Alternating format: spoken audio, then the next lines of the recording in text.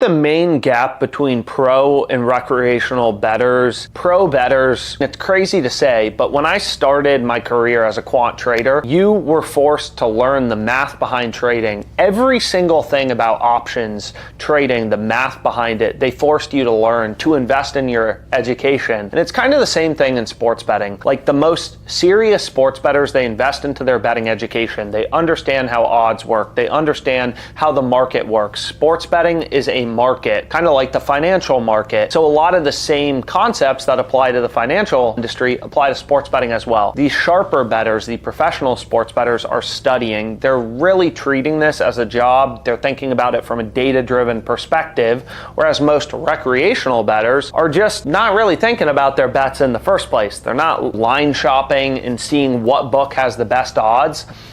They're kind of just putting together a parlay on whatever game they want to watch in a given night. They're thinking about the sport. They're interested in the sports aspect and the entertainment aspect. They're not interested in the data and kind of learning about what are ways I can level up and actually make money doing this. It is very common for me to not have a bet on the main game in a night. Sometimes if there's better value on a random college basketball game, not Alabama versus Oklahoma, some big schools all have bets on random college basketball teams that you can't even find the game publicly. You can't even find the score online sometimes. But if that's where the value is, that's where I'm going to be betting. Whereas the way a recreational bettor would think is, I'm watching Oklahoma, Alabama tonight, and this happens to me all the time. People will just ask, what's the bet for Alabama, Oklahoma? That's the only game I care about. That's the only game I want bets for because that's the game I'm going to be watching. I think it's just a difference in finding value and then looking for plays in a specific game, mainly for entertainment. That's the difference, in my opinion, between recreational and then pro or sharp,